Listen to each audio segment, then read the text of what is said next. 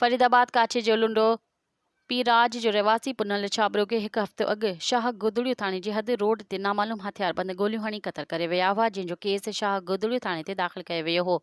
जो त फरीदाबाद ऐं शाह गुदड़ियो पुलिस छापो हणी बोरी जो रहवासी रुस्तम साखाणी चांडियो पुट मंज़ूर चांडियो के गिरफ़्तार करे वरितो आहे। जॾहिं त गिरफ़्तार रुस्तम साखाणी चांडियो के पुनल छाबरो जे क़तल केस में नामज़द करण में 164 जो बयान ॾियारण लाइ सुभाणे मेहर जी अदालत में पेश कयो वेंदो।